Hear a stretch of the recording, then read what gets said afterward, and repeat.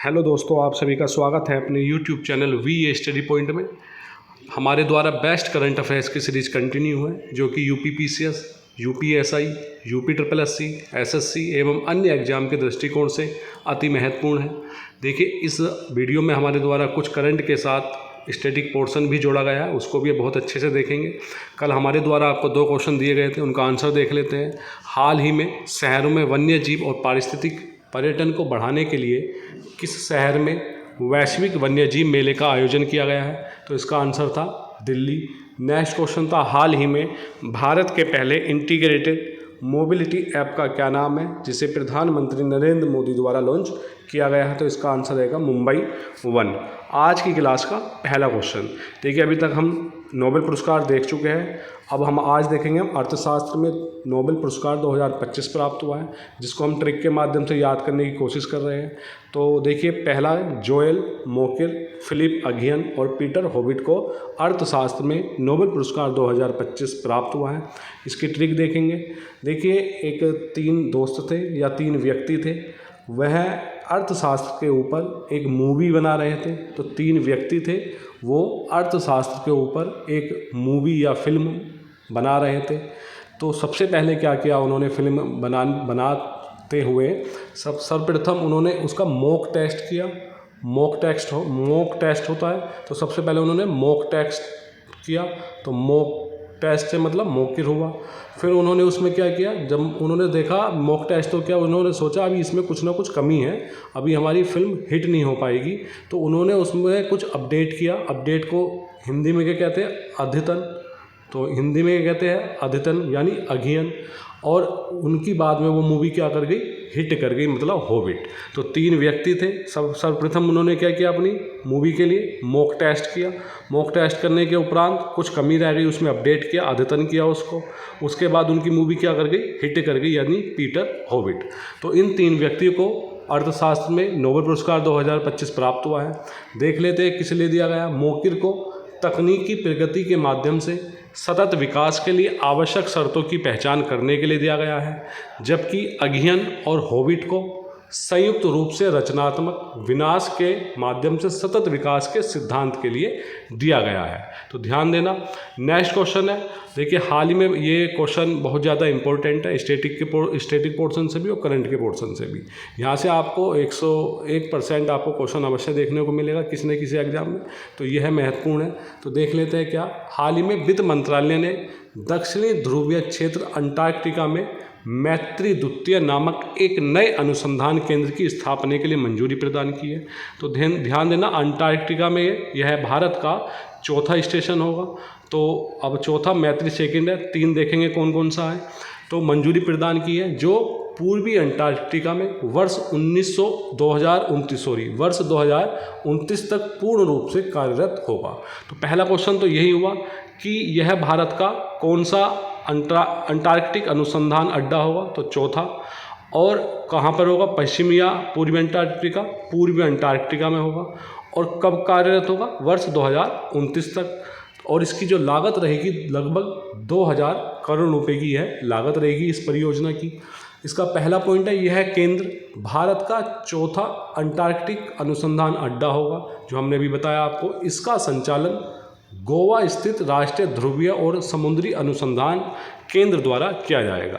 तो दूसरा क्वेश्चन इसी में निकल कर आया। तो इसका संचालन कौन करेगा, गोवा स्थित राष्ट्रीय ध्रुवीय और समुद्री अनुसंधान केंद्र। मैत्री द्वितीय परियोजना को वर्ष 2023 में प्रस्तावित किया गया था और मंजूरी कब मिली, अक्टूबर 2025 में। वर्तमान में भारतीय अनुसंधान केंद्र कितने हैं अंटार्कटिका पर, 3 हैं। सबसे पहला दक्षिण गंगोत्री आया था, तो भारत का पहला अंटार्कटिक स्टेशन था, जो कि अब बंद हो चुका है। तो क्वेश्चन आता है कि भारत का पहला अंटार्कटिक स्टेशन कौन सा था, तो दक्षिण गंगोत्री। उसके बाद मैत्री था, जो कि 1989 से चालू है और सिरमाचल ओएसिस क्षेत्र में स्थित है अंटार्कटिका के। तो अब मैत्री सेकंड आया है। और तीसरा था भारती, 2012 से संचालन में है, जो कि पूर्वी अंटार्कटिका में स्थित है। तो इस प्रकार अब भारत के 4 हो जाएंगे मैत्री 2 को मिलाकर। तो अभी फिलहाल कितने हैं, 3। नेक्स्ट क्वेश्चन है, अरुणाचल प्रदेश में खोजी गई आकर्षक पौधे बेगोनिया की नई प्रजाति है, नाम क्या रखा गया उसका, चोना बूकू चूली, जिसका संस्कृत में नाम आर्य रक्त है। नेक्स्ट क्वेश्चन, भारत और यूनाइटेड किंगडम यानी यूके ने हाल ही में एक ऐतिहासिक कदम उठाते हुए Bharat UK connectivity and innovation centre की शुरुआत की है। क्वेश्चन इस प्रकार आ सकता है, भारत द्वारा किस देश के साथ मिलकर कनेक्टिविटी एंड इनोवेशन सेंटर की शुरुआत की गई है? तो आंसर रहेगा यूनाइटेड किंगडम। भारत और यूके दोनों ने मिलकर इस पहल के लिए शुरुआती लगभग 250 करोड़ रुपए का निवेश किया है, जो 4 वर्षों में खर्च किया जाएगा, और यह पहल भारत यूके 2035 विजन के तहत साझा नवाचार लक्ष्य का हिस्सा है। नेक्स्ट क्वेश्चन, चिनाब नदी पर निर्माणाधीन 624 मेगावाट की किरण जल विद्युत परियोजना कहाँ स्थित है? तो यह है जम्मू कश्मीर के किश्तवाड़ जिले में। तो क्वेश्चन आ सकता है आपको जल विद्युत परियोजना मिलान करने के लिए भी आता है पीछे में, वनडे एग्जाम में आपसे डायरेक्ट पूछ लिया जाएगा कि किरण जल विद्युत परियोजना कहाँ स्थित है? जम्मू कश्मीर के किश्तवाड़ जिले में। और किस नदी पर है? चिनाब नदी पर, जो कि अभी निर्माणाधीन है, बन रही है 624 मेगावाट की। नेक्स्ट क्वेश्चन है, देश का पहला रोबोटिक किडनी प्रत्यारोपण कहाँ किया गया है? तो यह किया गया है नई दिल्ली में। तो ध्यान देना, नई दिल्ली में। नेक्स्ट क्वेश्चन है, सरदार वल्लभ भाई पटेल की 150वीं जयंती के उपलक्ष्य में किस राज्य में सरदार @150 एकता मार्च अभियान शुरू किया गया है? तो यह किया गया है पंजाब में। और आपको कमेंट बॉक्स में बताना है सरदार वल्लभ भाई पटेल की जयंती किस दिन को है और यह किस उपलक्ष्य में मनाई जाती है, मतलब कौन सी डेट को मनाई जाती है। नेक्स्ट क्वेश्चन है, 70वें फिल्म फेयर अवार्ड 2025 प्राप्त हुए हैं। 70वें फिल्म फेयर अवार्ड 2025, जिसका आयोजन अहमदाबाद के एके एरिना कांकरिया लेक में हुआ है, जिसमें सर्वश्रेष्ठ फिल्म लापता लेडीज हुई है, जिसने 13 अवार्ड्स प्राप्त किए हैं। तो क्वेश्चन आ सकता है, 70वें फिल्म फेयर अवार्ड 2025 में सर्वश्रेष्ठ फिल्म का पुरस्कार किसने जीता है? लापता लेडीज ने। और टोटल इसने कितने अवार्ड जीते हैं? 13, जिसमें सर्वश्रेष्ठ निर्देशक किरण राव, जो कि लापता लेडीज के निर्देशक हैं। सर्वश्रेष्ठ अभिनेता अभिषेक बच्चन और कार्तिक आर्यन है।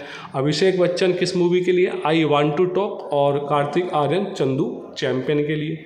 सर्वश्रेष्ठ अभिनेत्री का पुरस्कार आलिया भट्ट को किस मूवी के लिए? जिगरा मूवी के लिए है। लाइफ टाइम अचीवमेंट अवार्ड किसको प्राप्त हुआ है? जीनत अमान को और श्याम बेनेगल को मरणोपरांत। और किल ने एक मूवी थी, किल ने तकनीकी श्रेणियों में शानदार प्रदर्शन किया, इसे एक्शन, एडिटिंग और सिनेमेटोग्राफी के लिए पुरस्कार प्राप्त हुए हैं। नेक्स्ट क्वेश्चन है एमएसपी का। देखिए ये क्वेश्चन बहुत महत्वपूर्ण है करंट की दृष्टि से भी और स्टैटिक पोर्शन से भी। यहाँ से क्योंकि एमएसपी चर्चा का विषय रहता है, तो आपके एग्जाम में या आपकी परीक्षा में इसके चांसेस बहुत ज़्यादा बढ़ जाते हैं करंट के उस उद्देश्य से भी और स्टैटिक पोर्शन से भी। तो देखिए एमएसपी पूरी जानकारी लेंगे आज हम। एमएसपी यानी न्यूनतम समर्थन मूल्य क्या होता है? सरकार द्वारा पूर्व निर्धारित दर पर किसानों से फसल खरीद की गारंटी है। उदाहरण स्वरूप क्या किया गया है? रबी विपणन सत्र 2026-27 में गेहूं के लिए, गेहूं किसकी फसल है? रबी की गेहूं, जो चना सरसों, तो ये सब रबी की है। तो गेहूं के लिए एमएसपी कितने रुपए कर दी गई है? 2585 रुपये प्रति क्विंटल। तो ध्यान देना, क्वेश्चन आ सकता है कि वर्ष रबी विपणन सत्र 2026-27 के लिए गेहूं के लिए एमएसपी कितने रुपये? 2585 रुपये प्रति क्विंटल। और सामान्य धान के लिए 2025-26 के लिए खरीफ सत्र में कितने रुपये क्विंटल? 2369 रुपये प्रति क्विंटल तय किया गया है। एमएसपी की घोषणा प्रतिवर्ष 22 अधिष्ठित फसलों के लिए की जाती है। क्वेश्चन यह आ चुका है पूर्व के एग्जाम में कि एमएसपी की घोषणा कितने फसलों के लिए की जाती है। तो नाम ध्यान रखना, 22 बार बार रट लीजिए इसको।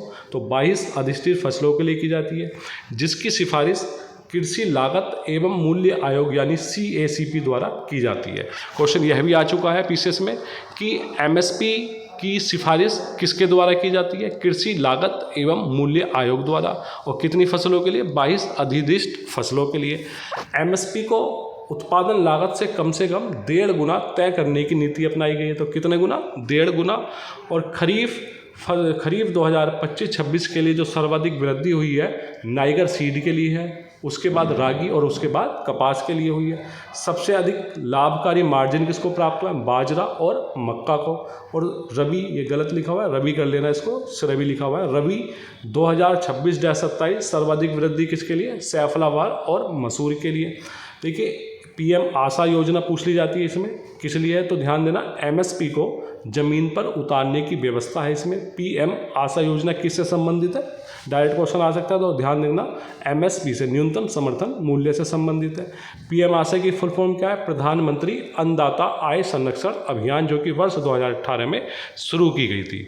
अब देखिए एमएसपी को पहली बार 1966-67 में गेहूं के लिए घोषित किया गया था और सीएसीपी की स्थापना 1965 में आई थी। सीएसीपी मतलब कृषि लागत एवं मूल्य आयोग, जो मैंने ये लिखा हुआ है फुल फॉर्म, कृषि लागत एवं मूल्य आयोग। ये देखिए कृषि लागत एवं मूल्य आयोग, इसकी स्थापना कब हुई थी? 1965 में हुई थी। और नेफेड की स्थापना भी पूछ ली जाती है एग्जाम में 1958 में, यह भी पूर्व में पूछी जा चुकी है। तो नेफेड की स्थापना 1958 में। यह क्या करता है कि कृषि उत्पादों की विपणन व्यवस्था व मूल्य स्थिरता के लिए कार्यरत है नेफेड। नेक्स्ट क्वेश्चन है, गुजरात के जूनागढ़ जिले में 10 अक्टूबर को राष्ट्रपति द्रौपदी मुर्मू ने सिद्दी समुदाय के सदस्यों से मुलाकात की और संवाद स्थापित किया। तो क्वेश्चन बन सकता है, सिद्दी समुदाय किस राज्य से संबंधित है? तो गुजरात के जूनागढ़ जिले में। यह है गोवा आदि में भी मिलता है समुदाय। तो मेन अभी फिलहाल जो संवाद हुआ है गुजरात के जूनागढ़ जिले में संवाद किया है हमारी राष्ट्रपति द्रौपदी मुर्मू द्वारा। यह जो समुदाय है अफ्रीकी मूल की यह विशेष जनजाति भारत में विशेष रूप से कमज़ोर जनजातीय समूह यानी पीवीटीजी के रूप में जानी जाती है। तो यह जो समुदाय है कहाँ से संबंधित? अफ्रीकी मूल की है, एक विशेष जनजाति है। नेक्स्ट क्वेश्चन है, हाल ही में मंगोलिया के राष्ट्रपति खुरेलसुख उखना ने विदेश मंत्री एस जयशंकर से मुलाकात की क्योंकि उन्होंने भारत की अपनी राजकीय यात्रा शुरू की है। क्वेश्चन ये बन सकता है, हाल ही में जो मंगोलिया के राष्ट्रपति भारत की यात्रा पाए थे उनका नाम क्या है? खुरेलसुख उखना। नेक्स्ट क्वेश्चन है, प्रोजेक्ट वाटरवर्थ के भारत चरण के लिए मेटा ने किन 2 शहरों को लैंडिंग साइट के रूप में चुना है? तो आंसर ध्यान देना, मुंबई और विशाखापत्तनम। नेक्स्ट क्वेश्चन, अंतर्राष्ट्रीय प्रकृति संरक्षण संघ यानी IUCN, आपको कमेंट बॉक्स से बताना है IUCN की स्थापना कब हुई थी?